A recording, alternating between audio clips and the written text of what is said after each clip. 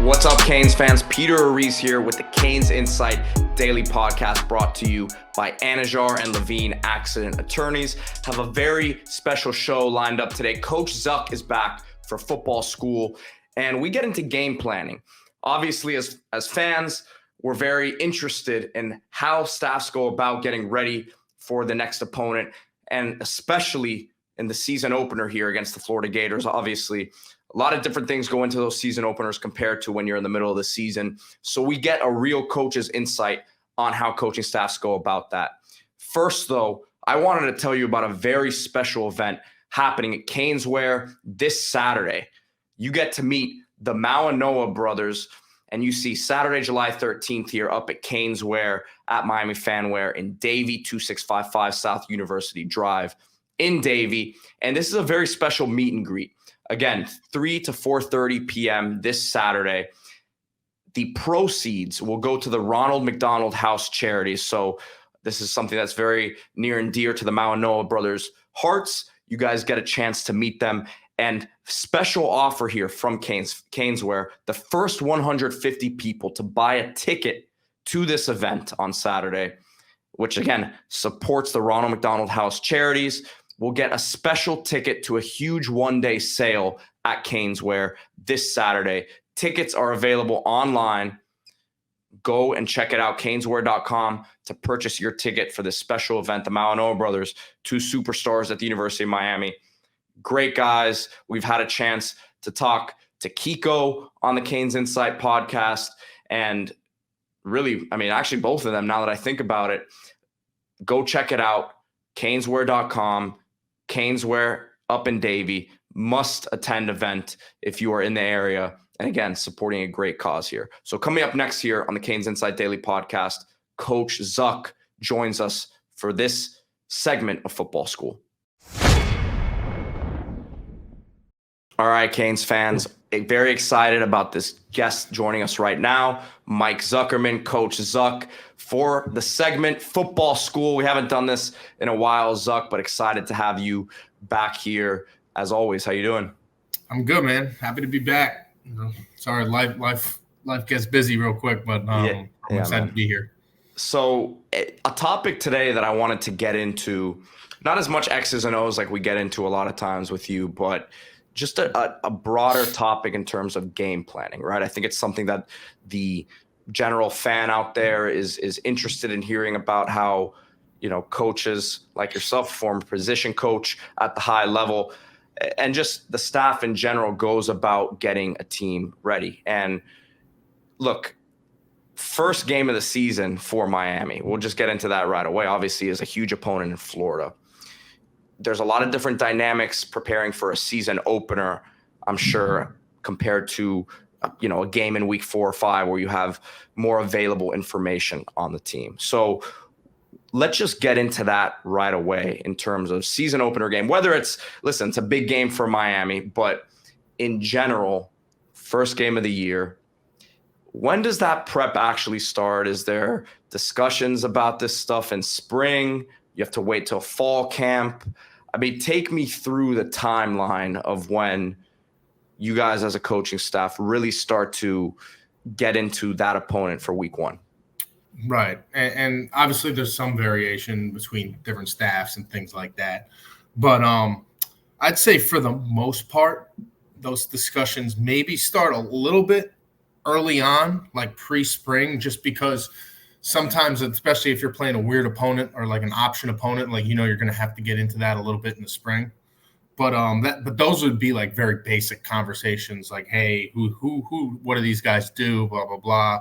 I would say it really kind of starts, when the coaches all go on the road in May, all the in-house guys being the GAs, QCs, where I spent, shout out to all of those guys because I spent a lot of time in that world. And those guys are the grinders behind the scenes you never hear about.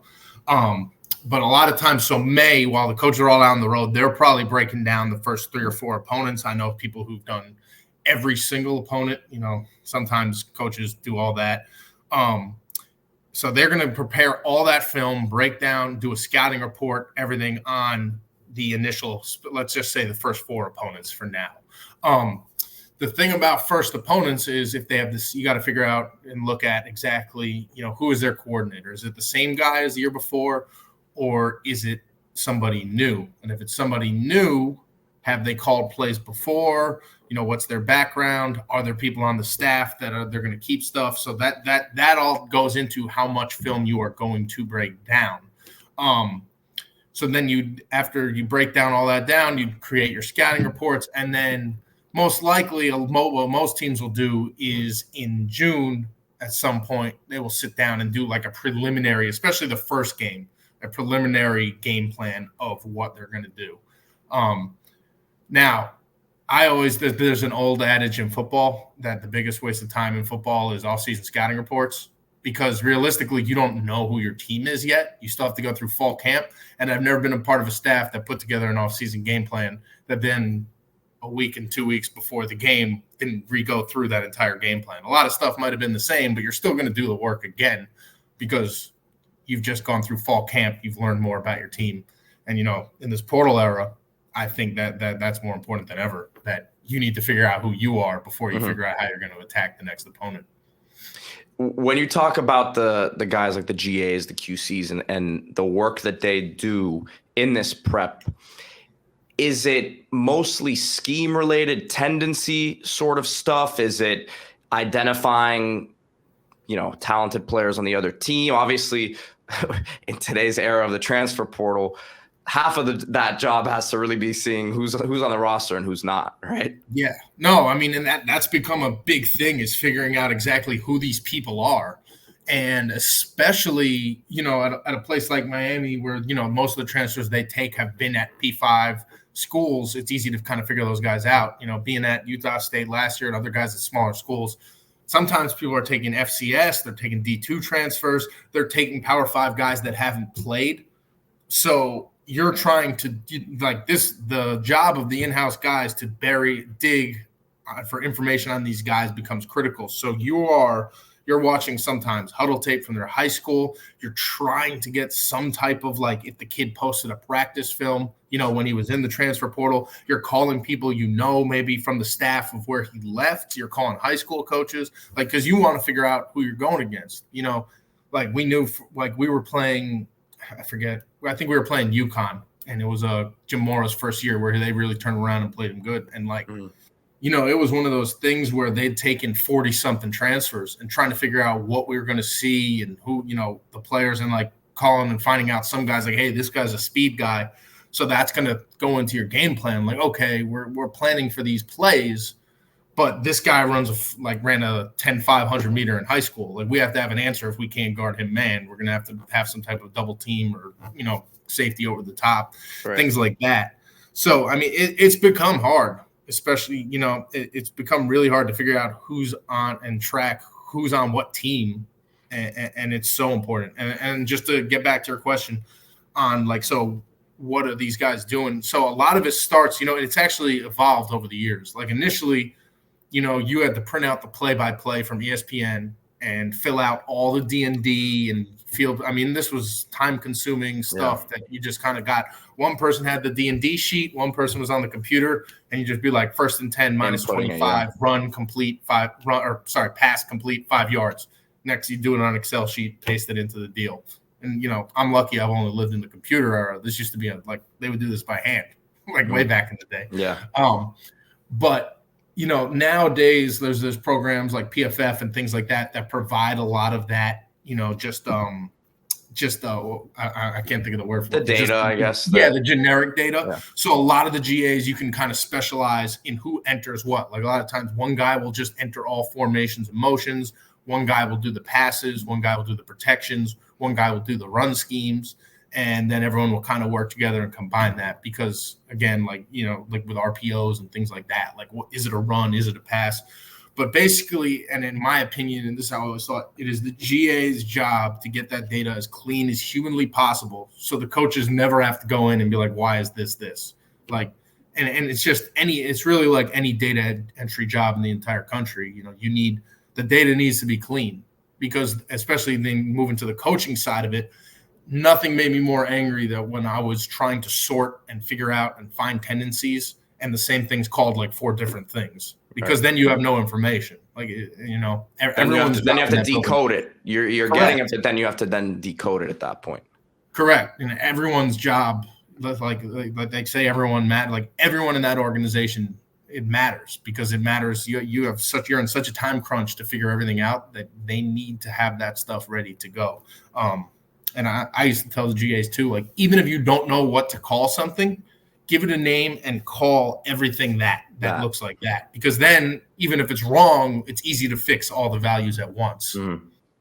So looking at more of a specific case here where Miami has Florida here in week 1, the fact that there is some continuity there at the quarterback position in Graham Mertz and then Billy Napier as the play caller over there and, him having a body of work as a play caller.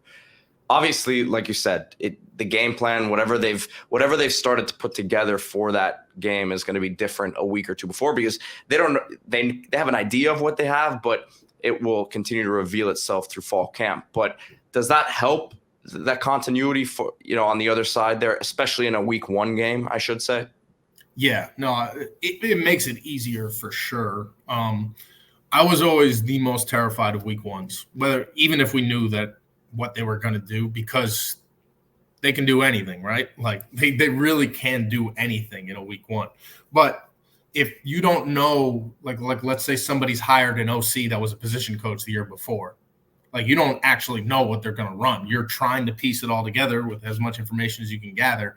But when you don't really know, that's the most terrifying thing as a coach, because you have to be ready to adjust like that on the fly because your plan might not be working well.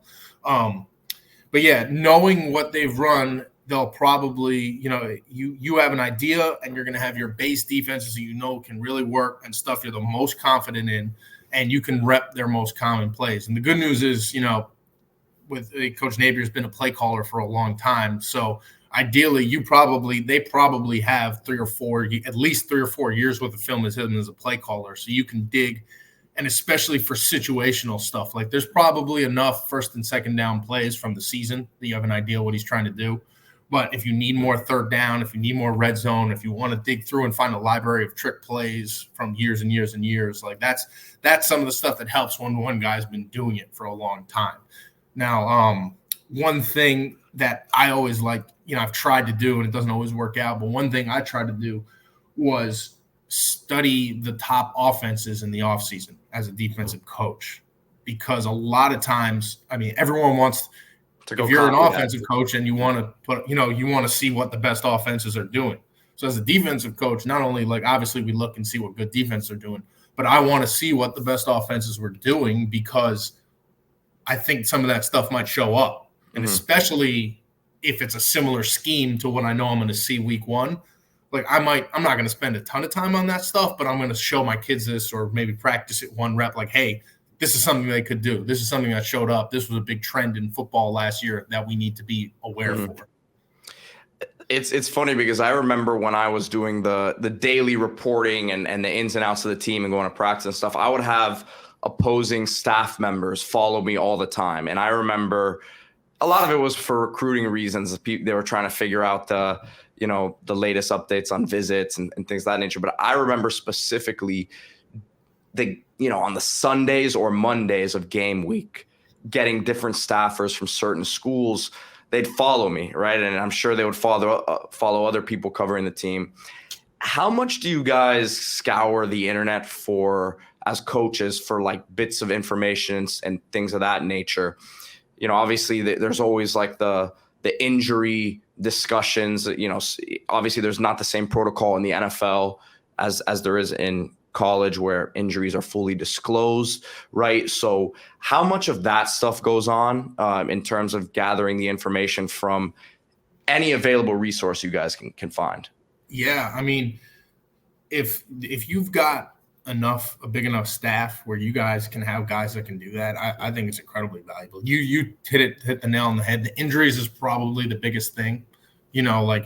Just if we heard someone was hurt, you're going to follow the beat writer and they're going to tweet out hey, blah, blah, blah, didn't practice today, or we didn't see this guy. And you're still going to be prepared. You don't know if they're going to play or not, but that was really the best way to figure out whether a guy was playing or not. I'd imagine like projected depth charts too, like in the off season, yeah, people report this was the first team today, things like that. I mean, it's your job to gain as much information as you possibly can on the other team, because at the end of the day, the job is to win the game, right? And if you aren't doing everything you possibly can to gather information on the other team, you're not trying to win as hard as you need to win. And that's what, so you're just, by not following beat writers and looking through every possible source you can to get information on another team, especially in a week one where you might not know things, then you're missing an opportunity to possibly gain information on another team. So we've talked a lot about season openers, and you said most of the staffs you were on that you have seen them try to do preparation for the whole season, but it normally would be the first 3-4 weeks of the season. So once you get into season, let's say you're in week 2 or 3, how far ahead does the staff start to look at what's happening? Is it the same sort of thing that they get a few weeks ahead normally? It's tough because in season you have such a short turnaround that it's hard to get too far ahead. They might now, the GAs and QCs will always be working ahead because you have to stay. You always want to stay in front of your breakdown so you don't end up having to pull like an all-nighter to finish like 7 games before you get going. But it's tough. Like maybe towards the end of the week, you'll kind of just buzz some of your opponents and be like, oh, they're doing that, they're doing this, blah, blah, blah. But it's tough to really get ahead. I think bye weeks help. Like during the bye week, you can really get a lot done in terms of getting ahead because, now you're actually watching in season what that team is doing this year. So you can start and during the bye week, a lot of times you take one day and look at one opponent before you get to your next opponent, like look at 2 or 3 opponents ahead, get some thoughts on paper about those guys, and then focus in on the team coming off the bye week. Because I do believe, and I don't know how a lot of people, this is probably something people disagree with, I do believe you can over-prepare for a team. You've got to keep, like, I say this all the time, college football is really who can get a group of college-age kids to pay attention the most on a Saturday. Yeah. I mean, how many games do you see that are won because one team just makes less mistakes? It's very rare nowadays that one team – I mean, obviously you have your giant blowouts and, high-level Power 5 teams versus a low-level team that might not be able to compete at all. But most games come down to who can make the least mistakes. So, it's tough when you're coaching a bunch of college-age kids, keeping them locked in on one opponent for 2 weeks and nothing else. Like sometimes that's, it can be like an overkill, and then you do too much in your game plan and you start chasing ghosts. That's a term which we say in football where you see one motion or one play and you're like, oh my God, what if they do this? What if they do that? And you can go down that rabbit hole and not actually, and over worry about stuff they don't do and not focus on what they actually do. Right. So, so yes, you can work ahead, but it's tough unless you're on a bye week. In terms of like installing certain things, week of the game, right? Obviously you can't change your entire playbook and you are who you are to a certain extent, but you kind of hear fans all the time in terms of this game prep stuff. And a lot of times it does come down to whether you have the guys or not. You can prepare the team, all you want, but if you just don't match up well with a certain team, you don't match up well. But how much can you kind of put in new week of the game that you haven't shown already or you haven't really worked on previously? Yeah, I think at least I'll speak from a defensive perspective first. Yeah. Defensively, to me, the number one thing it's always going to come down to is running the ball and tackling and being sound. So as much as you can change, like you don't want to change, you can't change so much that your kids slow down and don't know how to do it. My thoughts have always been, if you're going to add something new, make sure that it is built of pieces of things that your kids have already done. So you can piece things together based on your system. And that way, okay, it's new and it presents a new look for the offense, but my player is doing these three spots are doing the same thing they do in like coverage X, and these three guys are doing the same thing they do in coverage Z. And then you can piece things together and create new things from what you already have. That I always think is super effective. Defensively, if you try to do something completely new that you have 0 reps at in the middle of the season, I think that's really hard because defense is all reaction. And if you're going to slow down your reaction time when you're trying to win a game, that's not ideal. And it's really hard on the kids. Well, to a certain extent last year too, not to cut you off, but Miami kind of defensively had to switch things up because of injuries on the defensive line. Mm-hmm. They were playing with 3 down linemen for most of the middle part of that season into the late part of the season. So, I mean, like using that as an example, how tough of a transition. Again, I don't know how much you've watched kind of what happened there, but like how tough was that and how impressive was that for Coach Guidry to do that on the fly? No, it really was. And I've watched most of their defense. And one thing that where I see that they did something new but kept the pieces similar is while they had to do a lot different on the front end, they kept the back end. Like that didn't, at least in my opinion, I could be, I'm not in the film room, I could be wrong, but it looked to me like that stayed pretty similar. So while they had to tweak with the pieces up front and everything like that, they allowed the secondary to stay within their system, and they didn't have to change too much. And the other thing is, hopefully, when you're teaching the fundamentals of your position, even though they're changing the alignments of all these guys, a lot of those fundamentals of how those positions are being coached and how they play stays the same. So that way, it's kind of what I'm talking about. Like, okay, instead of a 4 down, now these guys are playing in a 3 down, but they didn't change. They were still basically playing a 1 gap structure. They were attacking off the ball. They weren't asking guys to do completely new techniques. They were asking guys to use the same techniques in different alignments, which right. I think is makes it really easy. And I think that's one of the things that's impressive to me about Coach Guidry's scheme is they can do a lot of different stuff, but I don't think, I think it's multiple, but those guys know what they're doing, which tells me that they understand their techniques really well. I do think it is easier offensively because you have taught all these different routes and you can piece those routes together however you want. Where I would say people get into trouble, though, is you play some guys that the entire thing is game plan and they're a completely different offense every week. And then I just don't think you get good at stuff. Like right. When you watch, I went against, UNC was with, Coach Longo was highly prolific and they were very, they had a couple of plays that were, tricky, but like they did a lot of the same stuff and were just incredible at executing it. I think back Clemson, their entire run, I think everyone would tell you it was not like they had really good players and they let them play. It was not a complicated offense. And then there were a few plays in every game plan every week where it's just like, oh man, like that's a touchdown, because they would just scheme a couple of things up that would really hurt you and then ran their base stuff. So it's a fine line and you definitely can add stuff, but you always want to never go over the tipping point of we've added too much and now our kids can't process fast. Right. I think my last question here, Zuck, is again going back to week, the opening game here with Florida. When does the installation start? The actual installation start for that game? I'm guessing it's a little bit into camp there, but more than a week before. Yeah, I've done it a couple different ways. Like they might start just mixing in if they've already looked and in June decided that they're going to do some certain things. You're going to make sure that you install those defenses. You probably won't even tell the kids that it's for Florida, but you're going to make sure during fall camp that those defenses are on your install schedule. So they're starting to get reps throughout fall camp. And then probably about 2 weeks out, you'll start mixing in some scout periods, because that's really, you've had both of your fall scrimmages. You figure out you're too deep. You know who's going to be on scout team and who's not.